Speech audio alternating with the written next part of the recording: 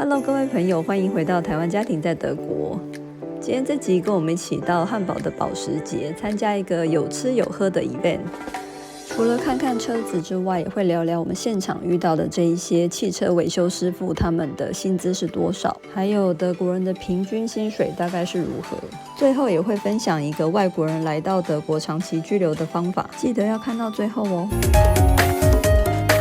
我们今天又来到 Porsche Tenton， 然后今天这边有一个 event， 现在已经到了 Porsche 的门口了，然后现在有一位小姐姐带我们进去，她特别跟我们交代说这边现在没有位置可以停，所以我们要停在外面走进来。Hello， 我们今天又被保时捷邀请，他们就是办了一个 event，晚上，然后参观他们的维修厂。这边，哇，车子都在空中。我们是在上个礼拜六9月17号晚上6点来到这个会场。虽然我对车子不是那么的感兴趣，不过我也从这个经验学习到他们是怎么办活动的，也蛮值得分享给大家。参加的这个 event 叫做 Werkstattabend Porsche Tenton in Hamburg， 然后等一下呢会有吃的喝的。所以这边就是吃喝的东西，现在在寄衣服。然后它有4个组，每一个组都会有一个颜色。因为今天下雨，还蛮多人没有来的。然后我们的是蓝色。然后它这个办得很有组织，它就6点报到嘛，然后会有5个 workshop。然后我们的第一站呢，就是我们这个颜色的。我们这个蓝色袋子，我们会从这边开始看，然后他就带我们，好像下一站去看哪里啊？去看这里。对，然后后来不是去看那个美容的。美容在这边。美容在这里。对。然后反正就是每个顾客会互相换这样。回到家看到这个名牌，才发现它上面都已经有了就每一个工作坊的顺序。先参观蓝色区域，然后最后参观的是黄色的区域，就是有5个 workshop 嘛。然后我在那边还问人家说，到底下一个要去哪里？真的是有够笨的。我觉得这安排还蛮好的，就是如果以后大家有办活动的话，我觉得可以参考这个方式。然后每25分钟就要换一个站。这台就是91阿嘎。其实这种互换组别的方式，以前我的学校在家长座谈会让老师去跑班的时候也有用过。在保时捷的这个活动，他们每25分钟就会用汽车引擎的声音提醒大家要换到下一个组别。我觉得这个方法还蛮好的，因为以前我们学校日跑班的时候，我们就没有限定每个班要停留的时间，所以我就常常都会被家长很多问题困住。所以我会觉得用某一个铃声或是某一种音乐来提醒大家要同时换组还蛮重要的。这个保时捷办的 event， 他们在餐饮的部分应该是有外包给 catering 公司。那这个餐饮公司也非常的专业，我们从一进场就会时常有服务员问我们要吃什么要喝什么，那也非常勤快的收盘子清理。虽然说它的行程安排是9点25分之后可以正式的开吃，但是其实从一入场还有中间休息就一直不断的会有人拿食物过来，所以其实到了中场的时候我就已经吃得蛮饱的了。我还是乖乖喝水好了。吃的还有维也纳猪排跟鱼排 Wolfsbarsch。 今天晚上在每一个 workshop 跟我们讲解的都是保时捷的汽车维修技术员，在台湾我们好像都是叫他们修车黑手吧。他们其中好几位都非常自豪的说他们已经在保时捷待了10几20年。有一位他看起来没有很老，但是他说他已经在这边待了30年了，从他10几岁在这边做 Ausbildung 开始。所以今天就特别想要跟大家聊一聊德国的 Ausbildung， 叫做职业培训。在德国有一半以上的人都是借由 Ausbildung， 就是职业培训来取得证照，然后去应征工作的。因此在德国读大学并不是必须的，只有40%的人有大学文凭。但是职业培训 Ausbildung 几乎是进入每一种行业的必经之路。德国教育非常的注重实际，而且他们在小孩子7年级的时候就有安排小孩子可以有1天去见习他们想要知道的职业领域。到了9年级的时候，也有一段时间要去企业实习。就算读到了大学硕士博士，都还是会有在企业里面实习写论文的机会。相信大家都有听过德国的双轨制技职教育，就是我所说的 Ausbildung。双轨制或是2元制讲的就是学校和企业双方的合作。做 Ausbildung 的学生，他们会有70%的时间是在企业实做实习，30%的时间会在学校学习理论知识。比方说1个礼拜里面有4天是在公司或是工厂实习，然后有1天的时间是回到学校上课。也有听说是3个月在公司里面上班，然后1个多月回到学校上课，是还没有听过同一天又要上班又要上课的情形。哇，那边有个饮料吧，这边是准备食物的地方。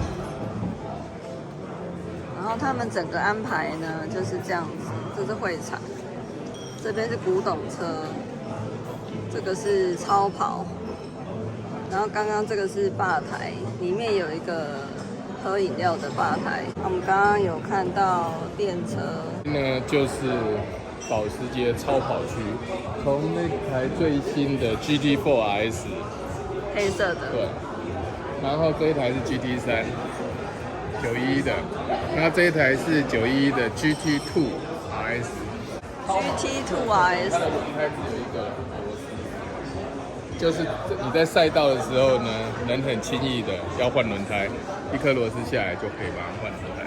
参加职业培训的学徒，他的上班时间也没有像正职那么多，大概是1/3，所以他们的薪水大概也是拿那一份工作正职的1/3。可以一直喝，看你想要喝什么。现在保时捷718系列目前最高级的，有啊，相关规定大家可以看一下我说明栏的连结。原则上1个礼拜不会超过10个小时的工作时间，而且所有的假日都跟一般正职的一样，也就是在德国会有26天的带薪假，一半以上的时间都在放假。这台应该是今天晚上最高级的 GT2 RS。 有，我刚刚有去拍了，有700匹马力，0到100加速2.8秒，然后极速340公里小时。哇，340。然后0到200只要8秒多，真的。这台车应该不便宜，台湾应该是要上1000万，至少应该1-2千万。在保时捷做汽车维修技术员的年薪大概平均是38900欧元，大概可以推测出这边的汽修学徒1个月有1000块欧元的薪水，差不多是台币3万块。因为德国的汽车工业很发达，所以每年男孩子们在选择 Ausbildung 职业培训的时候，汽车机电技术员一直都是前几名的热门选项。再来是零售业，还有电子业跟工业机械师，还有 IT 产业。洗手台、汽车美容区、汽车美容区，保养前保养后，真的差很多美容前美容后。那就故意这样。右边好亮，左边就是还没保养前。听说像是奥迪、BMW 这些汽车大公司，每年的 Ausbildung 申请的人都很多，录取率不到10%。做职业培训的学徒们，他们每一年也都会调薪，而且听说做满3年的职业培训拿到证照之后，有很大一部分的人都有被原来的公司录取。在德国做职业培训或是实习，其实都是进大公司的一个很好的跳板。之前也跟大家分享过，袁阿姨的女儿，她也是在硕士班的时候，因为在 BMW 实习，后来就顺利进入 BMW 成为正式员工。其实这个逻辑还蛮容易理解的，因为如果你是公司老板的话，你已经花了3年的时间培养了一批符合公司要求的人才，如果他们也表现得不错的话，你当然会希望把他们留下来变成正式的员工，以免还要去面试一些你不太熟悉的人。这里是保时捷的汽车美容保养部门，你们知道这个上面的一瓶瑞士的天然蜡多少钱吗？每一瓶都超贵的，最右边那一瓶是最高级的，一瓶要1800欧元，是不是觉得比女生的保养品还贵？这一家公司 König Partner 很专业做汽车美容保养的。然后呢，他跟我们讲说，这个 Handmade in Switzerland， 这每一罐呢，闻起来的味道都很棒，就是非常的天然，都没有化学味道，这个闻起来超棒的，每一罐都闻起来，我们刚刚都有试闻，然后这一罐是最高级的，而且他说这个瑞士没有卖。这只有他们有卖，这闻起来超好闻的，就非常天然的香味。然后它打出来的这个蜡就是非常的亮。我们先来说说在德国什么样的人可以参加 Ausbildung， 就是德国的职业培训。先从小学说起好了，德国的小学原则上是4年。所以小朋友在上5年级的时候就会经历第一次的分流，通常全班会有1/3的同学会拿到导师的推荐信进入 Gymnasium， 这个就是一般的普通中学，将来是要考大学的。可是在汉堡也不需要有导师推荐信，全部的人都可以选择去上 Gymnasium。 比较没有学术倾向的小朋友，他们就会去上 Realschule 或是 Hauptschule。我们汉堡把这2个合并成 Stadtteilschule， 有一些地方也会叫做 Gesamtschule。 这样子的10科中学或是以职业技术导向的中学是读到10年级。原则上在10年级毕业的时候拿到中学毕业证书，就可以去申请 Ausbildung 职业培训。这个 Ausbildung 职业培训就是大家所熟知的双轨制、2元制的职业教育。气人，不是水冷。哦，这个人说他已经在保时捷30年了。在德国一般是没有万般皆下品，唯有读书高的价值观，因为等一下你们也会看到，在德国的蓝领工人赚的不见得比白领还要少。不过这边我听到很多的华人家长都会觉得自己的小孩一定非要上 Gymnasium 不可，如果没有上 Gymnasium 那就是完蛋了，上不了大学了，这是天大的错误。就算你没有去上 Gymnasium， 将来还是有机会可以申请大学。关于教育的想法，我之后再出别的影片跟大家好好聊聊。今天我们就专心的来讲 Ausbildung 的事情。弟弟开学的那一天的晚上，我刚好在电视上看到一个节目，是德国总理到小城市跟一般民众面对面回答问题的直播。我们亲耳听到德国总理说，德国的职业教育是德国的教育项目里面投入最多而且是最重要的一部分。德国政府每年都花费230亿欧元投入在 Ausbildung 职业培训的这个部分。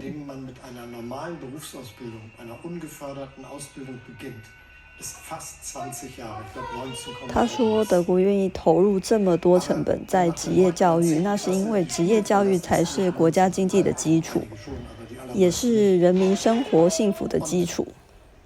听到他这么说，我真的觉得蛮感动的。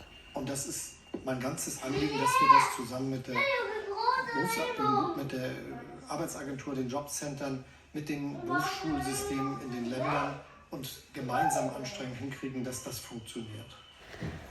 然而我们从比较老一代的德国人，像是我们的好朋友 Sigi 或是 Hartmut， 他们也都常常很感慨现在年轻一代的德国人实在是太懒散、太不能吃苦了，居然会觉得3年的 Ausbildung 职业培训太辛苦了，所以申请的人越来越少。盖房子的营造工人常常都是东欧请来的，很多都已经不是 Made in Germany 的 quality 了。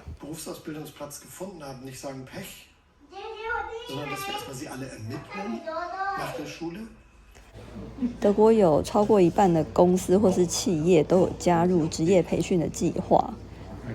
公司或是企业想要收学徒的话，当师傅的那个人也必须要接受认证，而且还要去受训，有拿到证之后才可以当学徒的老师。德国的职业培训总共有325种职业可以选择，女孩子比较喜欢的几个热门领域大概是医疗方面的，像是牙医助理或是护理师，教育方面的，办公室的职员，商店的销售员、业务员，或是艺术设计类，还有多媒体设计类。以前这些职业培训 Ausbildung 的名额并没有开放给外国人，不知道是不是因为 Ausbildung 职业培训的空位太多，在2020年的3月1号生效了技术移民法。在这项法规里面就有明确规定，外国人也可以申请德国的 Ausbildung 职业培训。然而有下面的几项要求。第一个基本上就是中学毕业，不过德国它现在有一个系统，可以去检查你毕业的学校或是你拿到的专业资格是不是他们德国这个系统认可的。第二点就是你的德语能力要有 B1， 我个人认为这个资格真的非常的松。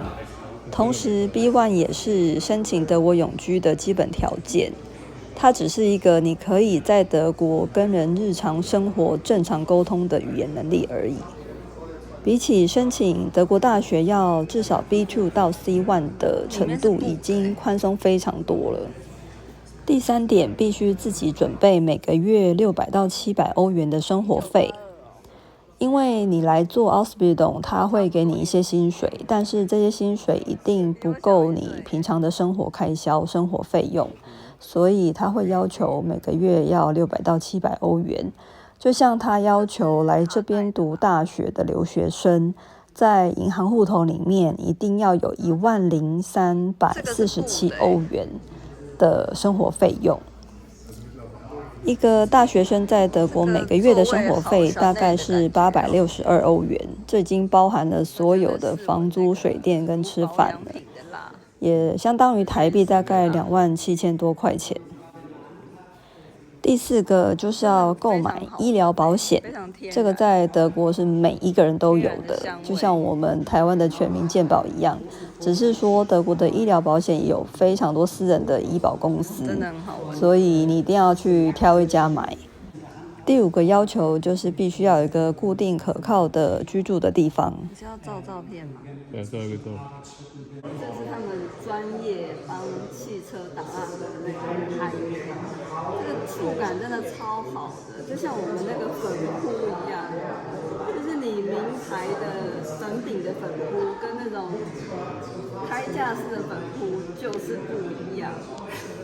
这边的人都超爱养车的，很多人都说他是手洗车的，然后还非常非常讲究那些蜡啊，然后用什么毛巾，用什么材质啊，然后都不能有任何刮痕，真是疯了这些人。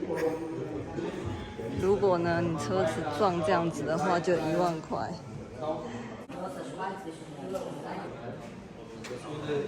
然后他就在解释说他们会怎么修复它。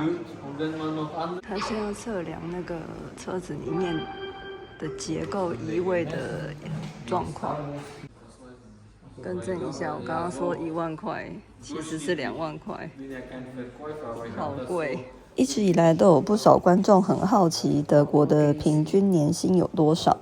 现在最新的资料，一年的全国平均年薪是49200欧元。除以12的话，月薪大概是4100欧元。可是这个还没有扣掉税跟保险的部分。如果扣掉税跟保险的话，每个人实际上拿到的会是大概2500到3000欧元，也就是大概台币8、9万块。他就旁边的门撞到，他把这个门跟旁边这个都换掉，因为门是铝的，所以是这个颜色。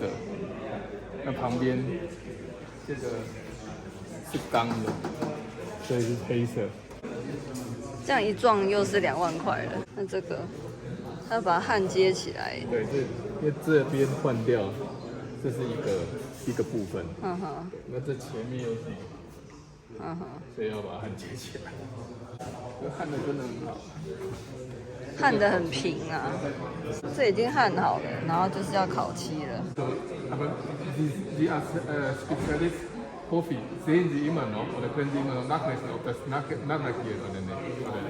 刚刚说到的薪水是全国的平均，有一些大城市算是全国里面比较高薪的城市，像是慕尼黑、Düsseldorf、Stuttgart 跟我们汉堡。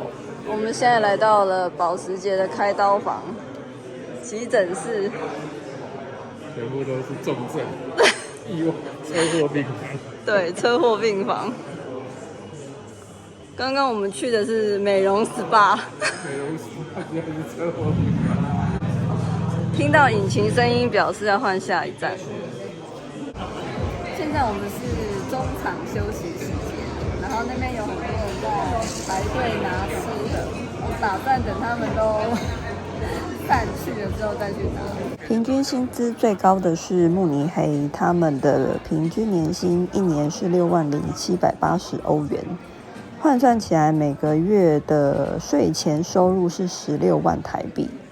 Stuttgart 也还蛮高的，接下来是 Düsseldorf， 大概也是56000多欧元，每个月的平均收入大概是147000台币。然后这个是 Rhabarber 的说了大黄。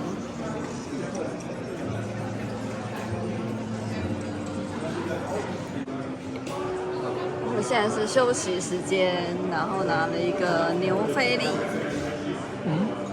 差不多。这个炖饭呢，它居然是薏仁，小薏仁，然后有出口的味道，还蛮好吃的，很精致，有那种米其林的感觉。这个小菜是鱼，他故意把它弄成鱼罐头吧。汉堡的平均年薪是53450欧元，一个月大概平均薪水是4450欧元。汉堡的人的平均月收入是14万台币，这个都是税前的收入。也有观众常常会问说，一个家庭的平均每个月的开销要多少？当然，每个家庭的消费习惯不一样，想过的生活方式也会差很多。所以我现在提供的是一个全德国的平均，一个月的家庭开销是2507欧元，其中有923欧元是花在房租，就是房屋的开销上面。我们在上课，上保时捷的修车课，马上就回家了，马上就回家了，知不知道？哈，乖乖了，你要听姐姐的话哈。它的菜单非常棒，目前每一道都吃到了，有这个维也纳迷你猪排还没吃到。每次只要提到德国的福利好，一定会有人接着说，那是因为你们税收高啊。其实这句话是错的，因为如果光是以所得税来比较的话，德国跟台湾是差不多的。在德国，如果你的年收入低于10347欧元的话，是不需要缴所得税的。1万多欧元就是相当于327392块钱台币。换整个电池组要3万欧元在台。这个电池这么贵，而且可以买一台车，这很危险哎！听说800伏，太恐怖了。然后这边是充电的，是在家里充电的。哦，家里也是这个。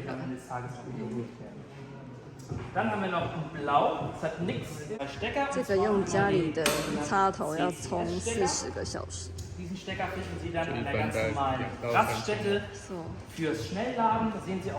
德国的薪水表面上看起来很高，但是实际上拿到的没有那么多，是因为还有其他的保险项目。第一个就是医疗保险，第二个是长照保险，还有养老保险跟失业保险。这些是保险，不是税金。大家在台湾或是其他地方一样也会买保险啊。只是说德国政府认为医疗、长照、养老、失业这个是政府的责任，所以我们要在薪水里面扣掉这些保险的费用。在德国的所得税方面是非常的复杂的，因为有6级的税卡，如果加0级的话应该是7级税卡。所以为了解决大家对于德国税收的疑惑，我老公特别准备了在这礼拜的礼拜天，也就是10月2号台湾时间晚上的7点，德国时间下午1点，为大家做一场直播。如果时间有改变的话，我们会另外再发通知。这是上次有来看他的这些周边商品。如果想要更具体的了解德国的税收制度，还有 Ausbildung 职业培训的细节的话，都欢迎大家来到直播的聊天室留言提问哦。女生有一个尿布台，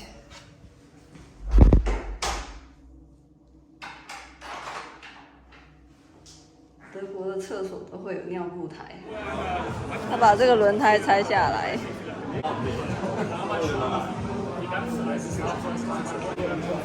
这是超跑的轮胎。这超跑的轮胎叫做很有名的米其林 Pilot Sport Cup 2。哦，第2杯。对，而且是它上面有 N 的，是专门为保时捷设计的。BMW 的、宾士的、AMG 的都不一样，还有奥迪的也都不一样，我发现都不一样。好厚哦，专业。超跑区。好，我们现在又要进入吃吃喝喝模式。这台全新的78 GT4RS 都没开过，你看都是干净的。都没开过。全新的，完全没开过。吃到最后一样，这叫做迷你的维也纳炸小牛肉排。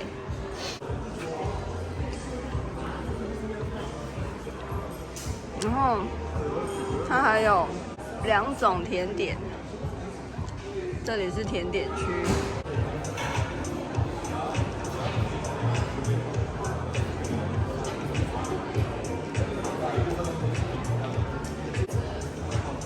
怎么样？看到了，但是应该可以。好。你要吃甜点吗？这边有一个专业的 photographer。你要吃吗？看有没有提拉米苏。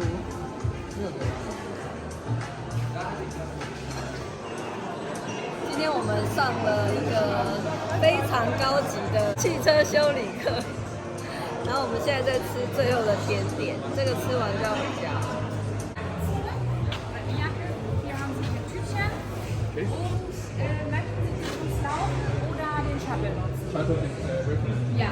哇，还有一个 Geschenk 哎。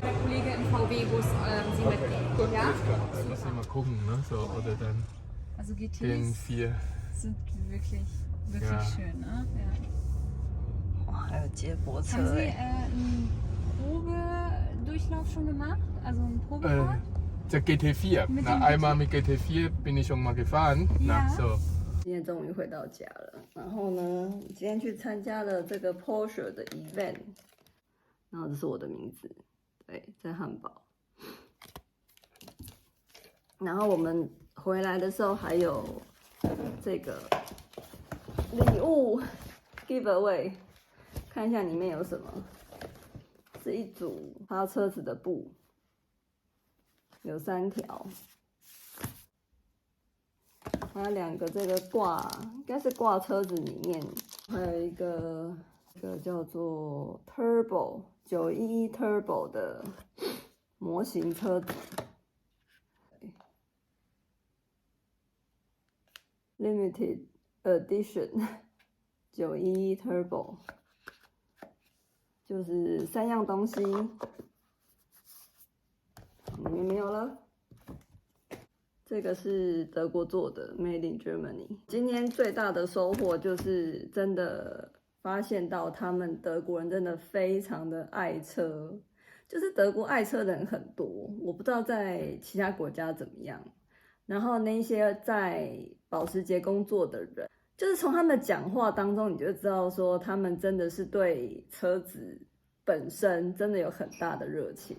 然后还有就是办活动，就是参加这个汽车的 event， 我觉得他们整个流程的 organize 都非常棒，然后吃的东西也都很精致。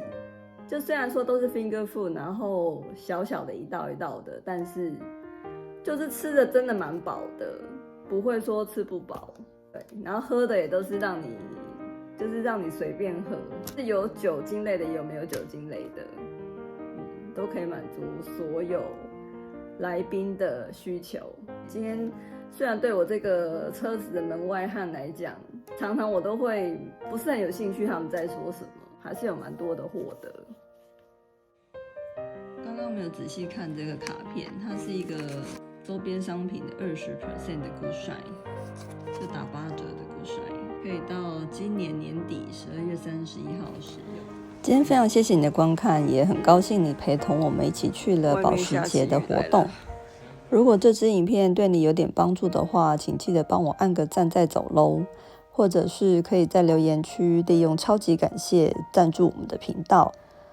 之后我们不定期都还会有试车影片以及跟车子有关的 event 的影片，如果有兴趣的话，别忘了关注一下咯。